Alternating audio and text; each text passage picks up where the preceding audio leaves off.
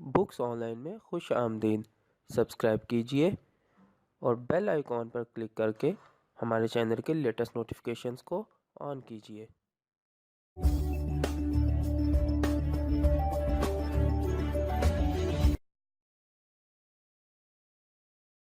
अऊज़ु बिल्लाहि मिनश्शैतानिर्रजीम बिस्मिल्लाहिर्रहमानिर्रहीम।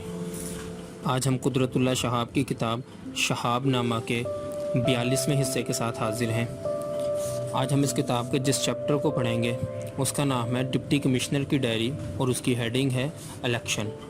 इस वक्त हम इस किताब के सफ़ा नंबर 319 पर मौजूद हैं। आइए शुरू करते हैं। महीने भर से सारे सूबे में तबादलों का हैज़ा सा फूट पड़ा था। डिप्टी कमिश्नरों के तबादले हो रहे थे, तहसीलदारों और थानेदारों की तब्दीलियां ज़ोरों पर थीं और सियासत की बसात पर अफसरों और अहलकारों के मोहरे बड़ी चापक दस्ती से सजाए जा रहे थे, क्योंकि इलेक्शन की शतरंज शुरू होने वाली थी और इस खेल पर वज़ीरों और वजारतों ने सर धड़ की बाजी लगा रखी थी। इसी ज़माने में ज़्यादा अनाज उगाव की मुहिम भी अपने जोबन पर थी और अफजाइश गल्ला के सिलसिले में कमिश्नरों, डिप्टी कमिश्नरों, पुलिस कप्तानों और महकमा माल, महकमा ज़राअत, महकमा जंगलात और महकमा सिविल सप्लाई के जुमला अफसरों की एक आला सतह की कॉन्फ्रेंस सूबाई दारुल हुकूमत में तलब की गई। फजीलत माब चीफ मिनिस्टर और जुमला इज़्ज़त माब मिनिस्टर साहिबान ने ख़ास तौर पर इस कॉन्फ्रेंस को अपने क़दूम मेमनत लज़ूम से सरफराज किया। चीफ मिनिस्टर ने अनाज की फजीलत और कीमयाई खाद की बरकतों पर एक बरजस्ता तकरीर की जो वो लिखवा कर लाए हुए थे। इसके बाद उन्होंने अखलाकियात पर कुछ कलमात खैर फिल बदी वाज फरमाए और बरसबील तज़किरा इलेक्शन के दौरान सरकारी मुलाजमों को शदीद तौर पर गैर जानिबदार और बुलंद करदार रहने की तलकीन की। हजरात, चीफ मिनिस्टर ने मुरबियाना सरपरस्ती के अंदाज में संजीदगी से खंकार कर कहा, यह इलेक्शन आपकी एफिशिएंसी की आजमाइश है। अगर आपने अपने फ़राइज़ बाउनवान शाइस्ता अंजाम दिए तो समझिए आप कामरान हैं, वरना चीफ मिनिस्टर के चेहरे पर रमूज़ सल्तनत की खशूनत नमूदार हुई, वरना हुकूमत अपना फ़र्ज़ पूरा करने में तसाहल ना करेगी, अगरचे वो कितना तल्ख ही क्यों ना हो। फ़राइज़ मनसबी की इस तल्ख गुत्थी को वज़ीर साहबान के नाखून तदबीर ने खोल के रख दिया। जब ज़्यादा अनाज उगाव की कॉन्फ्रेंस अपना अहम एजेंडा पूरा कर चुकी तो हर इज़्ज़त माआब वज़ीर अपने अपने इलाके के डिप्टी कमिश्नर के कंधे पर दस्ते शफ़क़त रख के अलग ले गया और उसके हवाले एक बनी बनाई फहरिस्त कर दी, जिसमें तफसीलन ये दर्ज था कि कौन से इलाके से कौन सा उम्मीदवार अवाम का हक़ नुमाइंदगी पूरी तरह अदा करने का अहल है और कौन कौन से उम्मीदवार को हर कीमत पर नाकाम करना बाइसे सवाब साबित होगा। डिप्टी कमिश्नर साहिबान ने दिलो जान से कागज़ के बने हुए ये झुर्लू अपनी जेब में डाल लिए। आम जिंदगी में झुर्लू घुमाना मदारियों का कसब है। जादू की ये छड़ी घुमाकर मदारी खाली थैले से जिंदा कबूतर और बंद टोकरों से आम लगे हुए पेड़ बरामद करते हैं, लेकिन जब ये झुर्लू इलेक्शन के मौका पर डिप्टी कमिश्नर के इशारे पर घूमता है तो अवाम की हथेलियों पर सरसों के खेत जम जाते हैं। पुलिस की हिफाजत में मुकफ़ल तहखानों के कबाड़ खुल जाते और खुलजा सिमसिम के जादू से वाह हो जाते हैं। लोहे के सरबुमहर संदूकचियाँ टूट जाती हैं और नाअहल उम्मीदवारों के नाम पड़े हुए वोट तनासख अरवाह के असूल पर लाइको फाइक उम्मीदवारों के बक्सों में मुंतकिल हो जाते हैं। यही झुर्लू वोटों की जाली पर्चियाँ बुनवा देता है। इसी झुर्लू के फैज़ से वोटों की तादाद वोटरों की तादाद से कई गुना बढ़ जाती है और इसी झुर्लू की बरक़ात का नज़ूल है कि अफसरों की तरक्कियाँ होती हैं, उनके तबादले रुकते हैं और उनके अजीज़ों, रिश्तेदारों और तफीलियों को नौकरियाँ और इम्पोर्ट परमिट मिलते हैं। इलेक्शन का कारोबार ब्लैक मार्केट से ज़्यादा वसी और दस्ते गैब से ज़्यादा तिलिस्माती है। 2-2.5 लाख की आबादी में से सिर्फ एक माई का लाल मुंतखब होता है। बेज़ुबान काश्तकारों, मज़ारों, मज़दूरों की ये आबादी सैकड़ों मुरब्बा मील के इलाके में फैली हुई है। यहाँ ना ज़्यादा रेडियो हैं, ना ही अखबार पढ़े जाते हैं और यूँ भी आमदोरफ्त के वसाइल बैलगाड़ियों, छकड़ों और मुसाफरों से अटाअट भरी हुई इक्का दुक्का बसों से आगे नहीं बढ़े। चनाचे एक आम सीधा सादा अमन पसंद देहाती शादी गमी और दीगर बुलाहाए नागहानी की मजबूरियों के अलावा यूं ही ख्वाम खास सफ़र वसीला ज़फ़र की सोबतों को बर्दाश्त करने का आदी नहीं होता। عوام جو گاؤں گاؤں قریہ قریہ بکھرے ہوئے ہیں، اپنے ذاتی ماحول، اپنے آس پاس کے چند ہمسایوں اور اپنے دکھ درد کے ساتھیوں کے علاوہ باقی دنیا سے نہ تو شناسا ہیں اور نہ اس قسم کی شناسائی پیدا کرنے کے وسائل ان کو میسر ہیں۔ 2-2.5 لاکھ گدڑیوں میں چھپا ہوا ایک لال ڈھونڈ نکالنا جو ان کی نمائندگی کا حق ادا کر سکے، ہرگز ان کے بس کا روگ نہیں ہے۔ چنانچہ عوام کے نمائندوں کا چناؤ اکثر لاہور، پشاور، حیدرآباد، کراچی اور ڈھاکہ کے شہروں میں بیٹھ کر ہوتا ہے۔ سیاسی پارٹیوں کے دفاتر، اسمبلی ہالوں، حکومت کے ایوانوں میں پس پردہ سودا ہوتا ہے۔ ٹکٹ دینے اور ٹکٹ حاصل کرنے پر تن من دھن کی بازیاں لگتی ہیں۔ قرآن شریف کے صفوں پر وفاداری کے حلف نامے تحریر ہوتے ہیں۔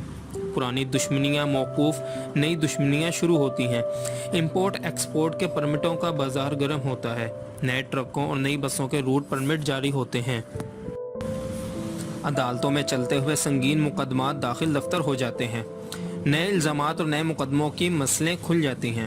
ڈپٹی کمشنروں، پولیس کپتانوں، مال افسروں، مجسٹریٹوں، تحصیلداروں، تھانے داروں، گردواروں، پٹواریوں، نمبرداروں، ذمہ داروں، گماشتوں، صنعت کاروں، بڑے بڑے تاجروں کے زیر سایہ الیکشن کے جھرلو بڑی سرعت سے چلنے لگتے ہیں اور ووٹروں کو بھیڑ بکریوں کی طرح ہانک ہانک کر پیدل یا چھکڑوں میں یا ٹرکوں میں لاد لاد کر پولنگ بوتھ پہنچا دیا جاتا ہے تاکہ آزاد مملکت کے آزاد شہری اپنا جمہوری حق ادا کرنے کے لیے کاغذ کی پرچیاں اس صندوقچی میں ڈال آئیں جس پر لاہور، پشاور، حیدرآباد، کراچی یا ڈھاکہ کی خوشنودی کی مہر پہلے ہی ثبت ہو چکی ہے۔ اگر ماحول سازگار ہے تو پرچیاں ڈالنے کے فوراً بعد جملہ ووٹروں کو آزاد کر کے بے یار و مددگار چھوڑ دیا جاتا ہے کہ جس طرح اور جس طرف ان کے سینگ سمائے وہ بڑی خوشی سے تشریف لے جا سکتے ہیں، ورنہ اگر مقابلہ سخت ہے تو ووٹروں کو ایک وقت کا کھانا اور ان کے سربراہوں کو نقد نذرانہ دے کر بصد عزت و احترام رخصت کر دیا جاتا ہے۔ جمہوریت کے اس مضحکہ خیز ڈھونگ میں بعض ووٹروں کو اکثر اتنا بھی معلوم نہیں ہوتا کہ جس کے حق میں اس نے اپنی پرچی ڈالی ہے وہ انسان ہے یا تار کا کھمبا۔ جب پاکستان بن رہا تھا تو کانگریس کے مقابلے میں جنگ آزادی کو فروغ دینے کے لیے قائد اعظم نے اپیل کی تھی کہ ہر مسلمان صرف اس کو ووٹ دے جس پر مسلم لیگ کا لیبل لگا ہوا ہو، خواہ وہ بجلی کے تار کا کھمبا ہی کیوں نہ ہو۔ مسلمان عوام نے اپنے محبوب رہنما کا ارشاد سر آنکھوں پر لیا اور چن چن کر ایسے تار کے کھمبوں کو جی بھر کر ووٹ دیے کہ پاکستان بھی بن گیا، حکومت چل بھی پڑی، حالات معمول پر آ بھی گئے، لیکن یہ تار کے کھمبے بدستور اپنی اپنی جگہ استادہ رہے۔ زمین جنبد نہ جنبد گل محمد، حتیٰ کہ کھمبوں کے تار الجھ الجھ کر جھنجھنا کر ٹوٹنے لگے، بجلی کے بلب فیوز ہو گئے، نور کی جگہ ظلمت چھانے لگی اور مارشل لا کی ریت وجود میں آ گئی۔ ایک علاقے کے چند کھاتے پیتے تعلیم یافتہ نوجوانوں نے فیصلہ کیا کہ وہ آئندہ الیکشن کے موقع پر کسی قسم کے جھرلو کے دام میں فریب میں گرفتار نہ ہوں گے، بلکہ رائے عامہ کو آزاد اور بے باکانہ طور پر اثر انداز کرنے کا جہاد کریں گے۔ اس علاقے کے مستقل اور سند یافتہ عزت مآب وزیر نے یہ خبر سن کر بہت واہ واہ کی۔ تعلیمی ترقی اور جمہوری بیداری کے عنوان پر بڑے خوشگوار قصیدے گائے اور ان نوجوانوں کے نیک ارادوں پر حکومت وقت کی خوش سگالی کی سند چپکانے کے لیے وزیر صاحب نے ان سب کو اپنے ہاں کھانے پر مدعو فرمایا۔ پرتکلف دعوت اڑی، ہنسی مذاق کی باتیں ہوئیں اور جب وہ نوجوان کافی کی پیالیاں لے کر آرام سے صوفوں پر بیٹھ گئے تو یکایک کمرہ بند کر کے باہر کفل لگا دیا گیا۔ 1 یا 2 روز بعد جب الیکشنوں کی مہم اچھی طرح سر ہو گئی تو یہ بلند ہمت نوجوان بھی رہائی پا کر خیر سے بدھو گھر کو آئے۔ ایک مزارے کی بیوی 4 بچوں، 2 بیلوں، چند برتنوں اور کچھ کپڑوں کا اثاثہ سمیٹے سرے راہ خانہ بدوشوں کی طرح بیٹھی تھی۔ اس کے خاوند نے ذمہ دار کی مرضی کے مطابق اپنا ووٹ ڈالنے سے انکار کر دیا تھا۔ اس جرم کی سزا میں اسے کھڑے کھڑے زمین سے بے دخل کر دیا گیا، مکان چھن گیا۔ ذمہ دار کے گماشتے مزارے کو پکڑ کر تھانے لے گئے۔ تھانے دار نے چوری کے الزام میں اس کا پرچہ کاٹا اور بیوی بچے اپنے 2 بیلوں سمیت سڑک کے کنارے بیٹھ کر جمہوری راج کی برکتوں کا فیض پانے لگے۔ ایک اچھے خاصے متوسط درجے کے خاندان کا سربراہ اچانک لاپتہ ہو گیا۔ الیکشن کے سلسلے میں وہ کچھ ناپسندیدہ قسم کی اکڑ فون دکھا رہا تھا۔ اس کے بیٹے نے درخواست دی کہ الیکشن کے روز میرے باپ کو مخالف پارٹی نے اٹھا کر نہر میں پھینک دیا تھا۔ اب تک اس کا کوئی سراغ نہیں ملا۔ درخواست پر تفتیش کا حکم جاری ہوا۔ رپورٹ آئی، مسمی مذکورہ عرصہ سے مفقود ہے، پسر مسمی مذکور کا الزام بے بنیاد ہے۔ چنانچہ پسر مذکور کو زیر جرم قانون دروغ گوئی ماخوذ کیا جائے۔ چلان زیر تکمیل ہے، درخواست حاضہ داخل دفتر ہو۔ ایک دور افتادہ قصبے میں ایک مولوی صاحب تھے، پاکیزہ صورت، پاکیزہ سیرت، عمل و فضل سے بہرہ مند، خدمت خلق کے جذبے سے سرشار، ضعیفی اور نحیفی میں بھی جوانوں سے زیادہ ہمت اور عزم کے مالک۔ انہوں نے ایک دارالعلوم اور ایک ہائی اسکول بھی قائم کر رکھا تھا۔ بچوں سے کوئی فیس نہ لی جاتی تھی، کتابیں بھی اسکول کی طرف سے مفت تقسیم ہوتی تھیں۔ اس علاقے کی بیشتر آبادی مولوی صاحب کے خلوص کی قائل اور ان کی بزرگی کی عقیدت مند تھی۔ غریب سے غریب کسان بھی فصل آنے پر حسب توفیق گندم یا کپاس یا دھان مولوی صاحب کے بیت المال میں ڈال آتا تھا، جس سے اسکول بھی چلتا تھا، دارالعلوم بھی، اور یوں بھی کئی طرح سے غریب غربا کی امداد ہوتی رہتی تھی۔ اس تجربے کی کامیابی نے ہمت بڑھائی اور مولوی صاحب کو شوق ہوا کہ اسکول کو وسعت دے کر کالج بنا دیا جائے، اور اگر کالج بھی چل نکلے تو اس بنیاد پر ایک مکمل اسلامی یونیورسٹی کی داغ بیل ڈالی جائے۔ منصوبہ بلند و بالا تھا اور اس کو پایہ تکمیل تک پہنچانے کا شوق رفتہ رفتہ جنون کی صورت اختیار کر گیا۔ مولوی صاحب کے بہت سے عقیدت مند زندگی کا گرم و سرد دیکھے ہوئے تھے۔ انہوں نے رائے دی کہ ایسے عالی شان منصوبے کو عملی جامہ پہنانے کے لیے ضروری ہے کہ مولوی صاحب صوبائی اسمبلی کے ممبر بن کر جائیں اور وہاں پر اپنے تعلیمی عزائم کے حق میں آواز اٹھائیں۔ مولوی صاحب گوشہ نشین بزرگ تھے، سیاسی ریشہ دوانیوں سے الگ تھلگ، اقتدار کی ہوس سے بے نیاز، لیکن اپنے تعلیمی منصوبوں کی تڑپ میں وہ چاروں نہ چار سیاست کے میدان میں اتر ہی آئے اور اگلے الیکشن میں کسی سیاسی پارٹی سے ناطہ جوڑے بغیر ایک آزاد امیدوار کی حیثیت سے کھڑے ہو گئے۔ ان کا مقصد صرف اتنا تھا کہ وہ سب سیاسی جماعتوں کے ساتھ مساوی سلوک روا رکھیں تاکہ ان کے تعلیمی پروگرام کو ان سب کی حمایت یکساں طور پر حاصل ہو سکے۔ اپنے علاقے میں دور دور تک مولوی صاحب کا ڈنکا بج رہا تھا، لوگوں نے جوک در جوک ان کے نام ووٹ ڈالے، یہاں تک کہ صوبے میں جس جگہ سب سے زیادہ عورتوں نے ووٹ ڈالے وہ مولوی صاحب ہی کا حلقہ تھا۔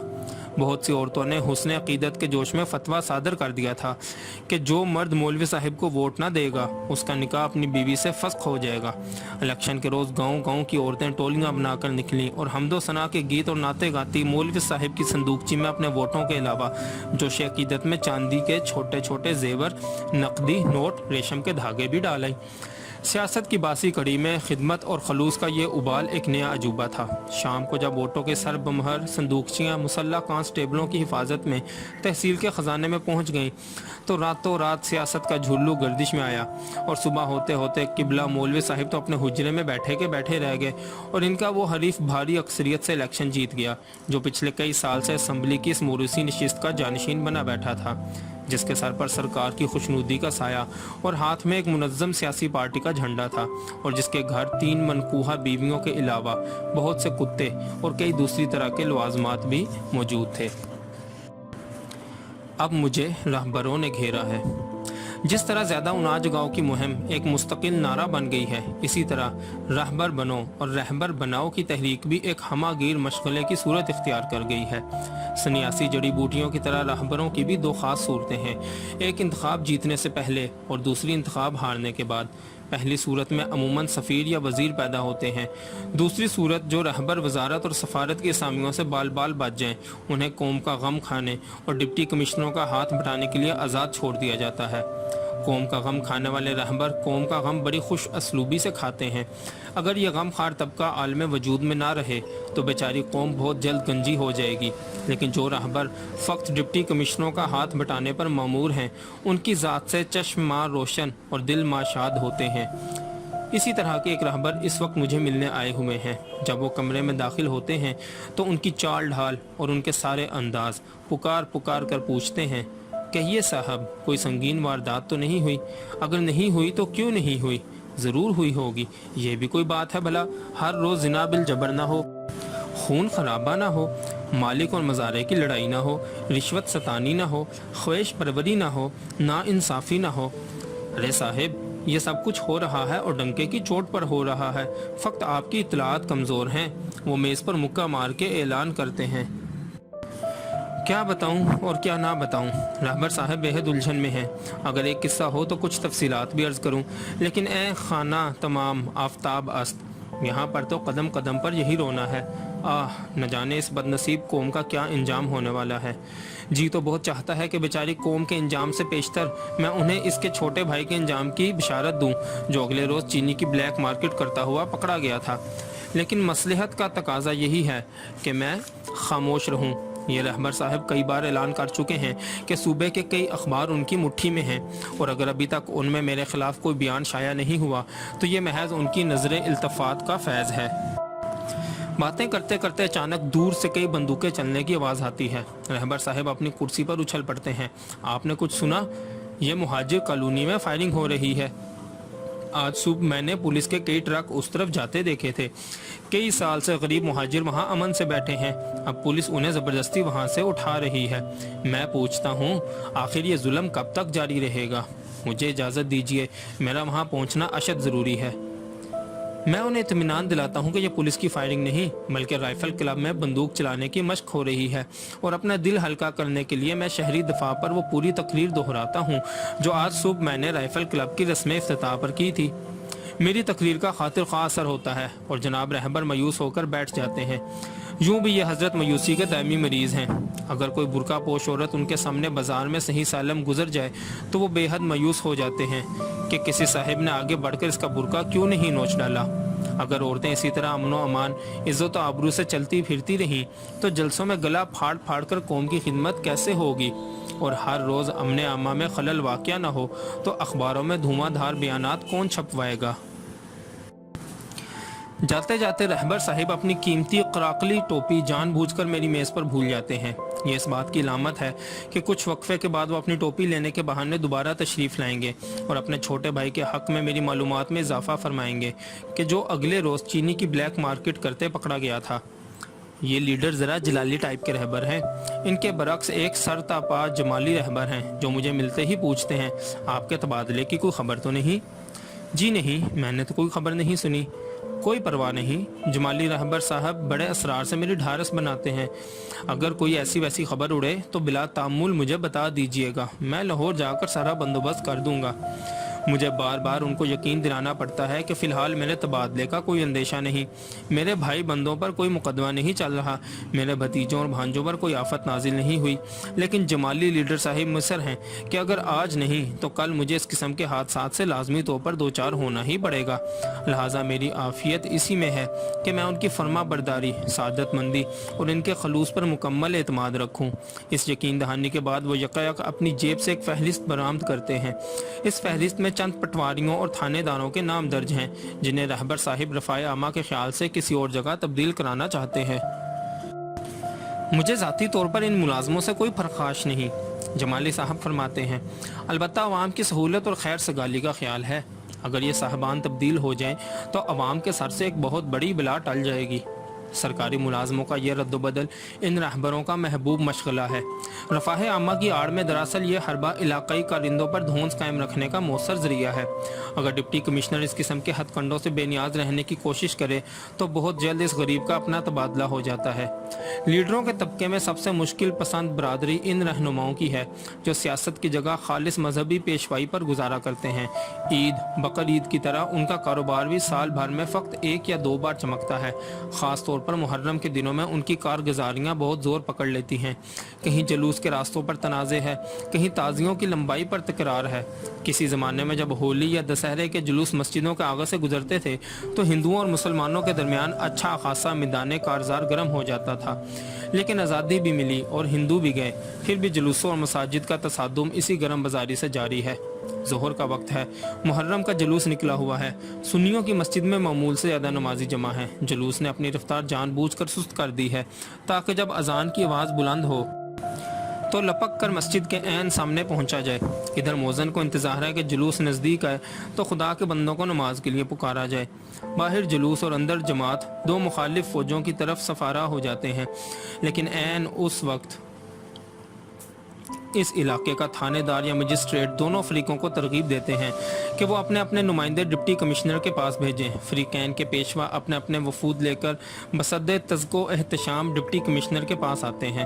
اب اگر ڈپٹی کمشنر نے سال بھر سے ان رہنماؤں کے ساتھ مربیانہ خیر سگالی کے تعلقات استوار کر رکھے ہیں تو بہت جلد مصالحت کے آسان راستے نکل آتے ہیں، وگرنہ اگر بدقسمتی سے وفود میں سے کسی صاحب کا راشن ڈپو ان کی بدعنوانیوں کی وجہ سے منسوخ ہو چکا ہے، یا کسی صاحب کو ٹرک چلانے کا لائسنس نہیں ملا، یا کسی صاحب کی دکان کی الاٹمنٹ معرض التوا میں ہے، یا کسی صاحب کے فرزند ارجمند کو ضلع کچہری میں ملازمت نہیں ملی، تو ایک گاؤں میں اچانک خطرناک قسم کی کشیدگی نمودار ہو گئی۔ مسئلہ متنازع یہ تھا کہ درود و سلام کے دوران یا رسول اللہ کہنا جائز ہی نہیں بلکہ باعث برکت بھی ہے۔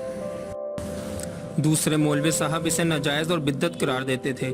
علماء کرام کے دائرے سے پھیلتی یہ بحث سارے گاؤں میں سرایت کر گئی۔ اس آڑ میں بہت سی ذاتی رنجشوں، رقابتوں اور مخاصمتوں نے بھی اپنا رنگ دکھایا اور رفتہ رفتہ گاؤں کے بہت سے لوگ آپس میں برسر پیکار ہو گئے، ایک دوسرے کے مویشی چرائے گئے، سر پھٹول ہوئی اور دیکھتے ہی دیکھتے سارا گاؤں فساد اور بد امنی کے ایک مستقل چکر میں بری طرح پھنس گیا۔ آخر کار دونوں مولویوں کو گرفتار کر کے باہر بھیج دیا گیا، اور جب پوری تفتیش کے بعد اس جھگڑے کا پہاڑ کھودا گیا تو اس میں سے سیاست کی ایک چھوٹی سی چویا برآمد ہوئی۔ گاؤں میں ایک نمبردار صاحب تھے جو کسی زمانے میں صوبائی اسمبلی کے ممبر منتخب ہوئے تھے۔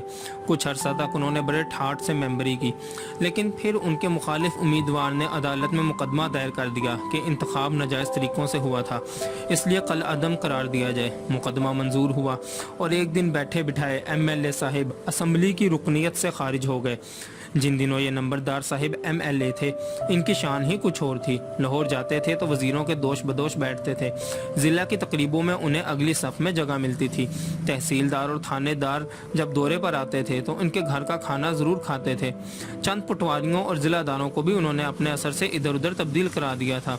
اتنا سارا خون منہ کو لگنے کے بعد جب اسمبلی کا دامن ہاتھ سے چھوٹ گیا تو زندگی کے سارے مزے کرکرے ہو گئے۔ اب نہ وزیر ان کی بات پوچھتے تھے، نہ ڈپٹی کمشنر انہیں اپنی دعوتوں میں بلاتا تھا۔ ہاں، تحصیلدار اور تھانے دار البتہ ان کا کھانا اب بھی کھا لیتے تھے، لیکن گھر پر جا کر نہیں بلکہ حسب ضرورت اپنے کیمپوں ہی میں منگوا بھیجتے تھے۔ زندگی کی اس بے کیفی کو ختم کرنے کے لیے سابق MLA نے بہت سے نسخے آزمائے، لیکن سیاسی وقار کی جو عمارت منہدم ہو چکی، اس کے مینارے کسی صورت دوبارہ بلند نہ ہوتے تھے۔ بہت کچھ سوچ بچار کے بعد آخر انہوں نے اپنے خرچ سے 2 متضاد مولویوں کو بلا کر گاؤں میں یہ نیا فساد برپا کر دیا۔ بیچارے مولوی صاحبان تو گرفتار ہو گئے، لیکن کچھ روز کے لیے نمبردار صاحب کی لیڈری کا بازار بھی خوب گرم ہو گیا۔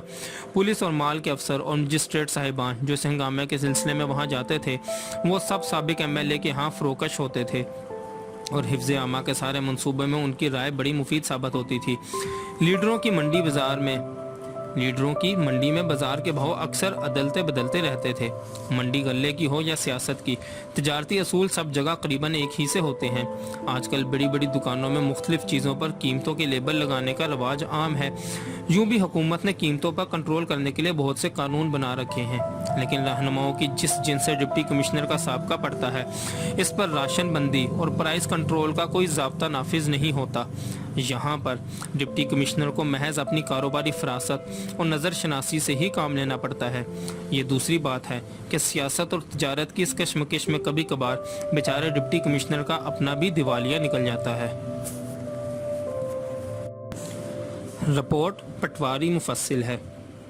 مرزا غالب نے فرمایا تھا، جانے کیا گزرے ہے قطرے پہ گوہر ہونے تک۔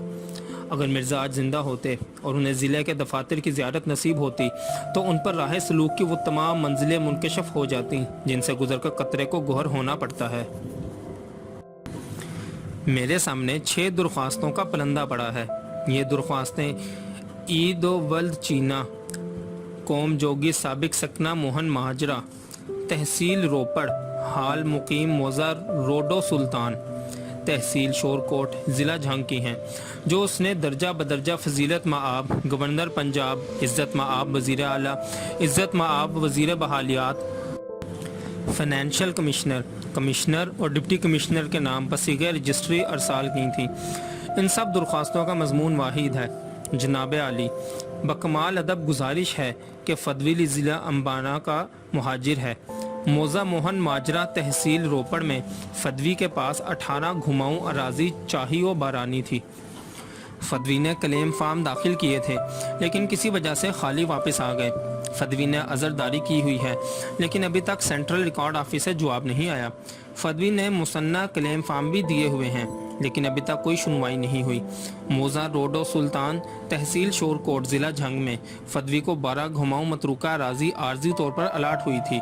فدوی 4 سال سے اس پر قابض ہے اور فصل کاشت برداشت کر رہا ہے، فدوی لگان بھی باقاعدگی سے ادا کرتا رہا ہے، لیکن اب پٹواری حلقہ بطمع نفسانی یہ زمین کسی اور مہاجر کو الاٹ کر رہا ہے۔ جناب عالی، اگر فدوی کی الاٹمنٹ ٹوٹ گئی تو فدوی کا کنبہ فاقوں سے مر جائے گا، دوسرا کوئی ذریعہ معاش نہیں۔ فقط کھیتی باڑی پر گزارا ہے، لہذا التماس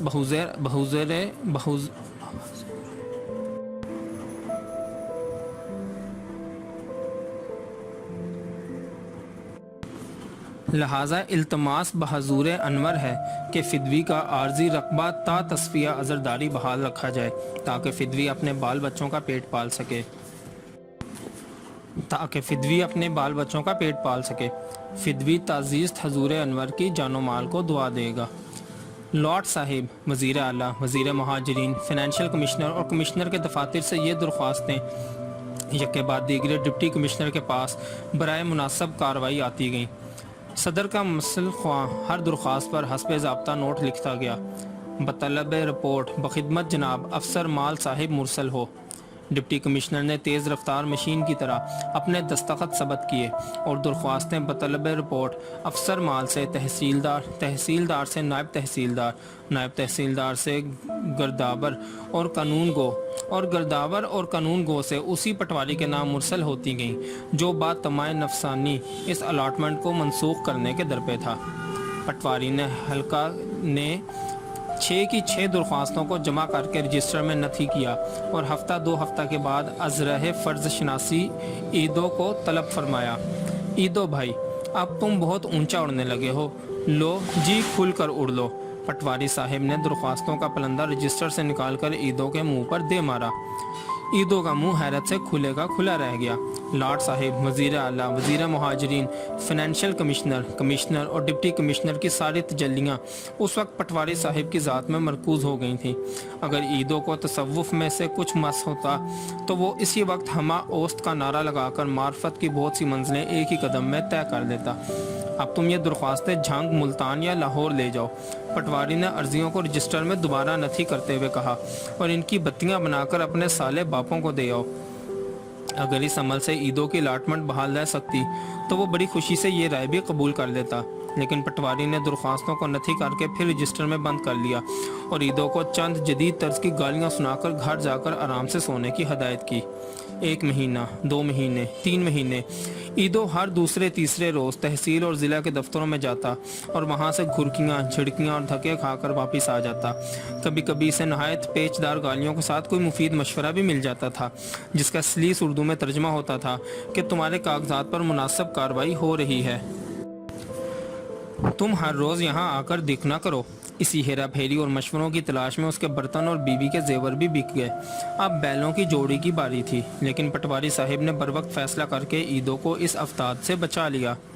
پٹواری صاحب نے ایدو کی زمین منسوخ کر کے کسی دوسرے مہاجر کے نام تجویز کر دی اور اس تجویز کے کنفرم ہونے تک ساری درخواستوں کو رجسٹر میں بڑی احتیاط سے ایک طرف نتھی رکھا۔ جب یہ سب منزلیں بخیر و خوبی طے ہو گئیں تو انہوں نے اپنا فرض منصبی انجام دینے کے لیے ایدو کی درخواستوں پر اپنی رپورٹ تحریر فرمائی۔ جناب عالی، سائل مسمی ایدو فضول درخواست ہاں دینے کا عادی ہے۔ اسے متعدد بار سمجھایا گیا کہ اس طرح حکام اعلیٰ کا وقت ضائع کرنا درست نہیں، لیکن سائل اپنی عادت سے مجبور ہے۔ سائل کا چال چلن بھی مشتبہ ہے اور اس کا اصلی ذریعہ معاش فرضی گواہیاں دینا ہے۔ مشرقی پنجاب میں اس کے پاس کوئی زمین نہیں تھی کیونکہ اس کا کلیم فارم خالی واپس آ چکا ہے۔ سائل نے 2 مرتبہ عذرداری بھی کی لیکن بے سود۔ متعدد گواہان کے بیان بھی لیے گئے۔ ان سب سے ثابت ہوتا ہے کہ سائل کے پاس مشرقی پنجاب میں کوئی زمین نہ تھی۔